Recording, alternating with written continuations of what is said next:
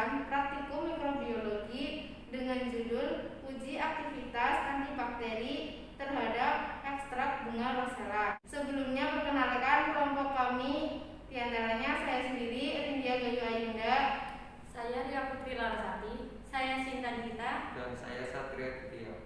Selamat menyaksikan. Pada praktikum uji aktivitas antibakteri ekstrak bunga rosella terhadap bakteri Staphylococcus epidermidis bertujuan yaitu mahasiswa mampu melakukan, mengetahui, dan mengamati pengaruh dari ekstrak bunga rosella terhadap bakteri Staphylococcus epidermidis. Antibakteri atau antimikroba adalah bahan yang dapat membunuh atau menghambat aktivitas mikroorganisme dengan bermacam-macam cara. Aktivitas antibakteri dapat dipelajari menggunakan beberapa metode, yaitu metode dilusi, metode difusi agar, dan metode difusi dilusi. Pada praktikum kali ini, kelompok kami menggunakan metode difusi karena metode difusi ini adalah metode yang sering digunakan untuk analisis aktivitas antibakteri. Menurut Pratiwi, ada 3 cara dari metode difusi yang dapat dilakukan, yaitu metode sumuran, metode cakram, dan metode silinder. Prinsip kerja metode difusi adalah terdifusinya senyawa antibakteri ke dalam media padat di mana mikroba uji telah diinokulasikan.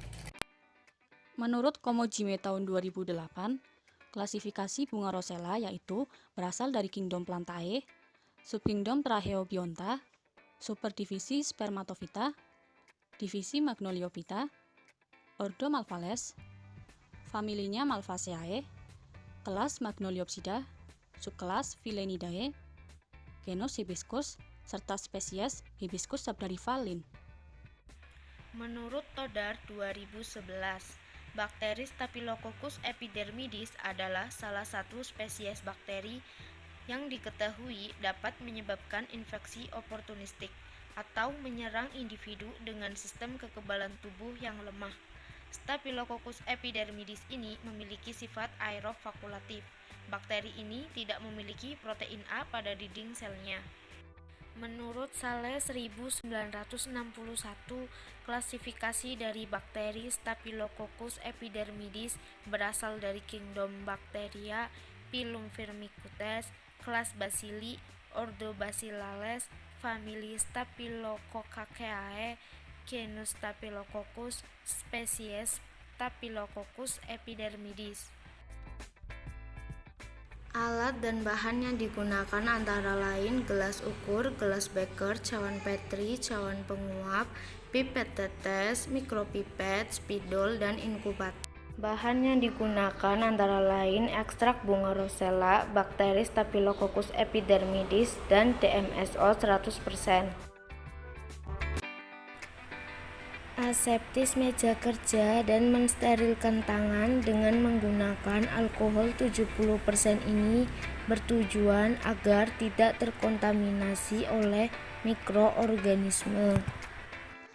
Langkah kerja dari praktikum ini yang pertama yaitu dilakukan pembuatan larutan ekstrak rosella dengan konsentrasi 25, 50, 75, dan 100%.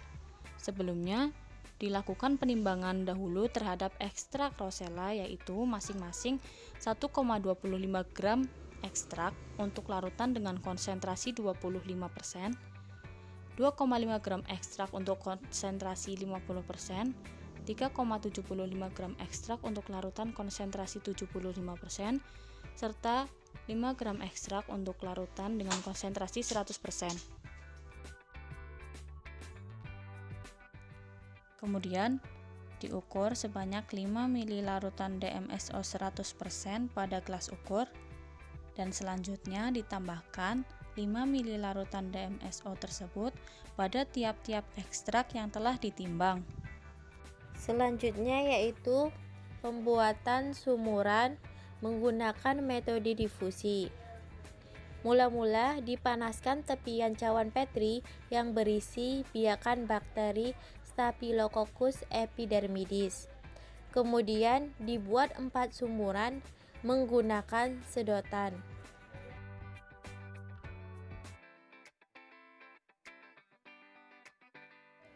Kemudian ditambahkan ekstrak berbagai konsentrasi ke dalam sumuran.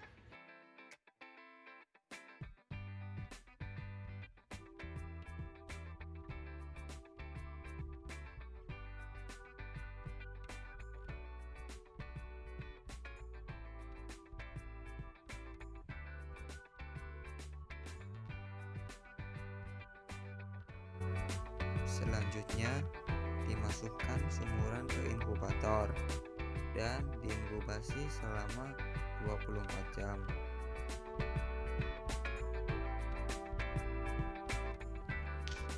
Setelah 24 jam diinkubasi, kemudian diambil sumuran yang berisi ekstrak yang nanti akan diamati.